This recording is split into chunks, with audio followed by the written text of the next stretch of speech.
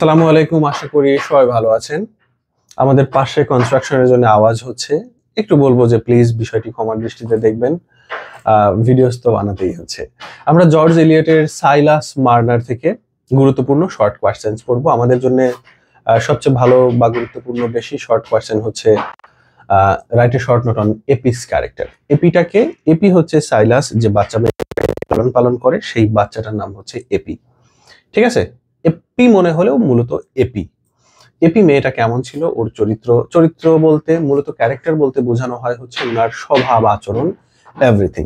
এই পুরোটাই আমরা লিখবো। এখানে আমরা 2-3টা ওয়ার্ডস জাস্ট মুখস্থ করবো। যেমন Eppie is a bright. Bright মানে হচ্ছে ব্রিলিয়েন্ট, শিক্ষা মানে মেধাবী।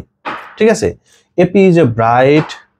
ওই যে আমরা বলি না অমুক মানুষটা একটা উজ্জ্বল নক্ষত্র, এই উজ্জ্বল বলতে বোঝানো হয় ব্রিলিয়েন্ট। তাহলে Eppie is a bright loving girl in the story Silas Marner. Silas Marner গল্পে এপি মেয়েটা ব্রিলিয়েন্ট মেয়ে, একই সাথে কি লাভিং গার্ল, অথবা আমরা লাভলি গার্লও লিখতে পারি, সমস্যা নেই। She is kind. কাইন্ড মানে দয়ালু, যার মনের মধ্যে প্রচুর দয়া আছে। তাহলে সে একজন দয়ালু মেয়ে। চিয়ারফুল। চিয়ারফুল মানে সবসময় আনন্দ নিয়ে থাকে, মুখ গোমরা করে থাকে না, মানুষের মন নষ্ট করেও দেয় না। অনেক মানুষ আছে দেখবেন যে নিজে তো মুখটা ড্যাশের মতো করে থাকে, অন্য মানুষেরও মন মেজাজ নষ্ট করে দেয়। এরকম না সে। She is a cheerful kind of girl and brings joy to Silas's life. এবং সাইলাসের জীবনে সে মেয়েটা কি করেছে, আনন্দ নিয়ে এসেছে। ফ্রম এ ইয়াং এজ, একদম ছোটবেলা থেকেই এপি ইজ কিউরিয়াস। এপি কৌতূহলী একটা মেয়ে, অ্যান্ড প্লেফুল, এবং সে খেলতে পছন্দ করে। She is a natural love for nature. সে নিজেই প্রকৃতি অনেক পছন্দ করে and likes to explore the world around her. এবং তার চারপাশের দুনিয়াটাকে সে এক্সপ্লোর করতে পছন্দ করে। এখান থেকে আমরা জাস্ট দু একটা ওয়ার্ডস মুখস্থ করব। সে ব্রাইট, সে লাভিং, সে চিয়ারফুল, সে brings joy to Silas's life. সাইলাসের জীবনে আনন্দ নিয়ে এসেছে। ঠিক আছে, সে একই সাথে curious and playful. Okay, as she grows up, যেভাবে সে বড় হচ্ছে বা যেহেতু সে বড় হচ্ছে, Eppie became strong willed and independent. Eppie ধীরে ধীরে আরেকটু স্ট্রং উইলড হচ্ছে, আরেকটু ইন্ডিপেন্ডেন্ট হচ্ছে। She loves Silas deeply. সে সাইলাসকে খুবই ভালোবাসে। Because he raised her with care. যেহেতু সাইলাস তাকে লালন পালন করেছে খুবই কেয়ার করে। And she feels grateful. এবং সাইলাসের জন্য সে কৃতজ্ঞ, grateful for everything he has done. Silas যা যা করেছে সে তার জন্যই কৃতজ্ঞ। সাইলাস তাকে অনেক ভালোবেসেছে, হয়তো বা হাজার হাজার জিনিস দিতে পারেনি, তারপরেও সে কৃতজ্ঞ। যা করতে পেরেছে তার জন্যই কৃতজ্ঞ। ঠিক আছে, even when Godfrey offers her A life of wealth. এমনকি গডফ্রে যখন তাকে প্রচুর সম্পদের একটা জীবন দেওয়ার কথা বলে, যে আমার সাথে এসলে, ও তো রাজ পরিবারের প্রায় জমিদারের মতো।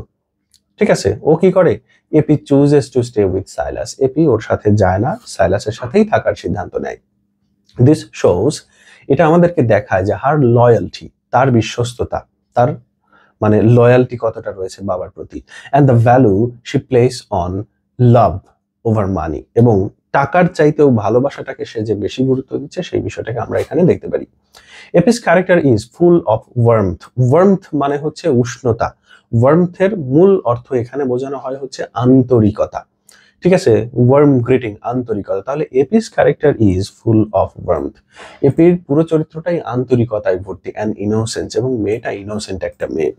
Making her a symbol of hope and new bringing in the story. এই গল্পে একটা নতুন সূচনা তৈরি করে দেয় সে, এবং একটা নতুন আশা তৈরি করে দেয়। কার জীবনে? সাইলাসের জীবনে। সংক্ষেপে আমরা একটু সামারি করে ফেলি। তাহলে এপির চরিত্রটা কেমন ছিল? সে একজন ব্রিলিয়েন্ট মেয়ে, লাভিং মেয়ে, চেয়ারফুল মেয়ে, কিউরিয়াস মেয়ে, প্লেফুল মেয়ে, এবং সে নেচারকে ভালোবাসতো, চারপাশে এক্সপ্লোর করতে ভালোবাসতো। মেয়েটা স্ট্রং উইলড, দৃঢ় প্রতিজ্ঞ একটা মেয়ে, স্বাধীন চেতা একটা মেয়ে। সে সাইলাসকে অনেক ভালোবাসতো, সাইলাসকে সে খুবই বেশি কেয়ার করতো, সাইলাস নিজেও তাকে কেয়ার করতো। সে সাইলাসের প্রতি খুবই কৃতজ্ঞ ছিল। সাইলাস তাকে ভালোবাসুক না বাসুক, যাই করুক, যা দিক তাকেই। গডফ্রে যখন তাকে একটা সম্পদশালী জীবন অফার করতে চায়, ও বলে যে না, আমার সম্পদের দরকার নেই, আমি সাইলাসের সাথেই থাকবো। ঠিক আছে, ওর পুরো চরিত্রটাই, ক্যারেক্টারাইজেশনটাই হচ্ছে খুবই আন্তরিকতা এবং নিষ্পাপতায় ভর্তি ছিল। এবং এই মেয়েটাকে একটা গল্পের সূচনা, একটা মানুষের জীবনের শুরু হিসেবে প্রেজেন্ট করা হয়েছে। এই হচ্ছে আমাদের প্রথম প্রশ্ন। দ্বিতীয় আরেকটা প্রশ্ন আমরা ছোট্ট করে পড়বো জর্জ এলিয়টের সাইলাস মার্নার থেকে। সেটা হচ্ছে, what are Godfrey's argument for adopting Eppie এপিকে দত্তক নেওয়ার সময়ে আর্গুমেন্ট মানে তর্ক বিতর্ক, মানে ওরা কি তর্ক বিতর্ক করতো। Godfrey wants to adopt Eppie. Godfrey কি করতো, এপিকে অ্যাডপ্ট করতে চায়। ঠিক আছে, ওর বউকে তো বলে নাই যে ওটা আমার বাস্তব মেয়ে, বলতো যে মেয়েটাকে অ্যাডপ্ট করা যায়।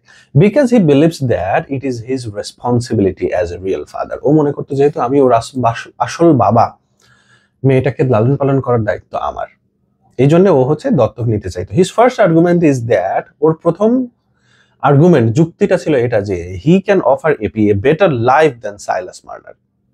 সাইলাসের থেকে আমার মেয়েকে আমি ভালো রাখতে পারবো, এটা ওর প্রথম লজিক।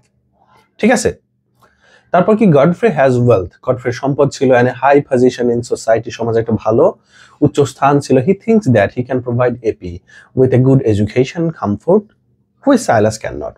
ওর চিন্তা যে আমি আমার মেয়েকে এপিকে আর ভালো শিক্ষা, ভালো একটা লাইফ, ভালো কমফোর্ট দিতে পারবো, যেটা সাইলাস পারবে না। এটা হচ্ছে ওর প্রথম লজিক।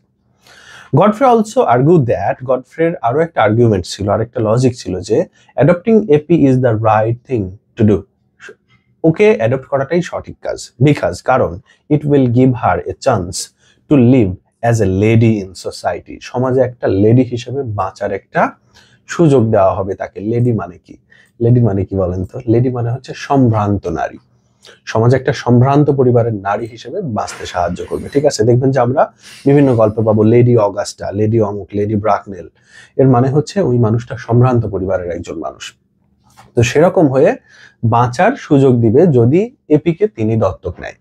হি বিলিভস দ্যাট, ও বিশ্বাস করতো যে that this is for Eppie's own good, এটা এপির নিজের ভালোর জন্য এপিকে দত্তক নেওয়া উচিত। Another argument he makes that, আরো একটা আর্গুমেন্ট সে করতো, সেটি হলো, আমরা এটাতে একটা আলাদা ব্রেক লাইন দিব। আরো একটা আর্গুমেন্ট সে করতো, সেটা হচ্ছে কি, another argument he makes that he and his wife Nancy, সে এবং তার বউ ন্যান্সি দুজন মিলে can give her love and care in their home, যেই মেয়েটাকে আমরা বাড়িতে ভালোবাসা দিয়ে লালন পালন করতে পারি। গডফ্রে ট্রাইজ টু কনভিন্স সাইলাসকে কি করতে চায়, কনভিন্স করতে চায় that this adoption will benefit Eppie more than long run. মানে সাইলাসকে এসে বলছে যে আপনার মেয়েকে যদি আমরা অ্যাডপ্ট করি তাহলে কি হবে, আমরা আপনার মেয়ে আমার মেয়ে যাই হোক, যে এতে ওরই ভালো হবে। ঠিক আছে, সাইলাস ভালো লোক, সে কিছু বলে না, বলে আপনার মেয়েকেই জিজ্ঞেস করেন। আমরা আবার একটু ছোট্ট করে সামারি করব যে এপিকে দত্তক নেওয়ার ক্ষেত্রে গডফ্রেদের যুক্তিগুলো কি ছিল। প্রথমটা হচ্ছে, গডফ্রে নিজে একজন বাবা হওয়া সত্ত্বে ও নিজে মনে করতো যে এপির দায়িত্ব তার নিজেরই নেওয়া উচিত। তার প্রথম লজিকটা ছিল যে আমার কি করা উচিত, এপির দায়িত্ব নেওয়া উচিত। এবং প্রথম লজিকটা হচ্ছে আমি এপিকে আরো ভালো একটা সুন্দর লাইফ দিতে পারবো, যেটা সাইলাস দিতে পারবে না।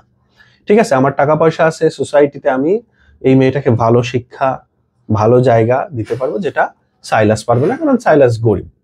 ওর দ্বিতীয় লজিকটা হচ্ছে এপিকে আসলে একটা লেডি হিসেবে, একটা সম্ভ্রান্ত নারী হিসেবে যদি সমাজে বাঁচতে চায় তাহলে আমার সাথেই থাকা উচিত, এটা বলে। ঠিক আছে, সমাজে আমার একটা ভালো জায়গা আছে, এপিও এটা পাওয়ার একটা দাবিদার, কিন্তু সাইলাসের সাথে থাকলে হয়তো সেটা সে পাবে না। এটা হচ্ছে দ্বিতীয় আর্গুমেন্ট। তৃতীয় আর্গুমেন্ট হচ্ছে এপির নিজের জন্যেই, এপির যেহেতু সাইলাসের বউটও নাই, ঠিক আছে, তো বলে যে আমি এবং ন্যান্সি আমরা দুইজন মিলে এই মেয়েটাকে আমরা বাড়িতে নিয়ে আদর ভালোবাসা দিয়ে লালন পালন করতে পারবো। সাইলাসকে এভাবেই কনভিন্স করানোর চেষ্টা করে। সাইলাস পরের অংশ আমাদের আর দরকার নেই। ঠিক আছে, তো এই ছিল হচ্ছে আমাদের সাইলাস মার্নার থেকে দুইটি খুবই গুরুত্বপূর্ণ কোয়েশ্চেন আনসার্স। ইনশাল্লাহ 100% একটা কমন থাকবেই। আল্লাহ হাফেজ।